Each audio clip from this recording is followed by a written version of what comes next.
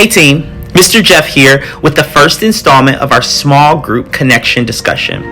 So by now, you may have answered the question, what and who is all this for? Well, it's for our kids, and our goal is to stay connected with them and their family even outside of Sunday morning. How do we do that? First step, be present. Jesus demonstrated for us what it looks like to lead small. As much as he made an impact on the crowds he preached to and the people he healed along the way, he saved the best parts of himself for his disciples. They were taught the most important lessons, they were tested the most by him, and they were loved by him the most clearly. He shared their meals, he laughed at their jokes, he acknowledged their pain, he encouraged them to live out the things he tried to teach them, and he held his hand out to them whenever one of them stumbled. He could do all of that because there was only 12 of them. Now that kind of care and attention can't be adequately given to a room full of people by us. Leading small can only be done right with the few, and it starts with these principles. First principle of leading small is to be present. What does that mean? It means to connect their faith to a community. There's nothing that can substitute for physical presence. Production and environments are important, but they don't substitute for having a consistent adult in the life of a kid or student. And if you have to economize and budget, don't let relationships be the thing you zero in on. Focus your attention on energy towards giving these relationships priority and life. At the end of the day, something else will outshine you as far as production and environments go. See, Disney and social media are loud contenders of students and kids' attention. But Disney, social media, and even excellence in our own programs and communicators will never be able to give kids and students the kind of face-to-face time and attention that authentic community can offer. Small group leaders, you have something that those things will never be able to offer. The best productions can't complete with what you can put in the life of a kid relationally. So play to your strengths. In a church of 50 or even in a church of 5,000, your strength is one-on-one relationship.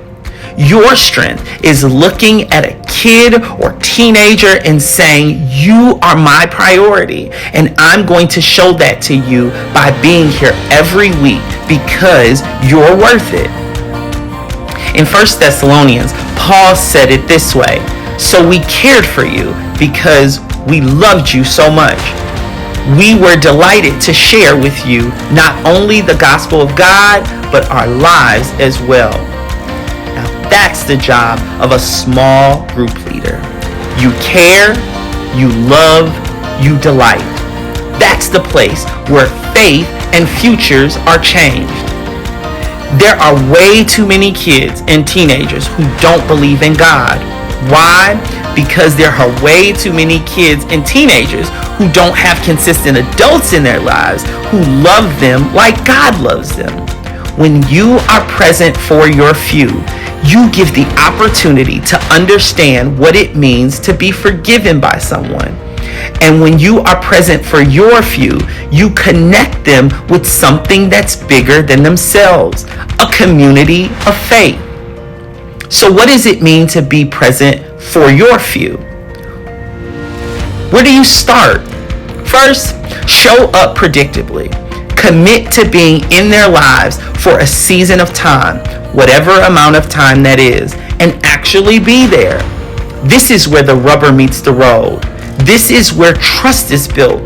This is where you prove to your few that you are there for the long haul. Next, show up mentally. Your time with your few is limited. An hour or two a week isn't very long at all. So when you're with them, be with them. Tune out whatever else is going on in your life. Prepare ahead of time so that you can give them your best. Your undivided attention is a gift for your few. Lastly, show up randomly. Use tools like social media or texting to show them luck on their test. Be a smiling face in the crowd at a game or a recital. Support them during milestones like graduations or birthday parties. Reinforce that you believe in them and that you care for them. You cannot lead a small group without trust. You cannot build community without trust.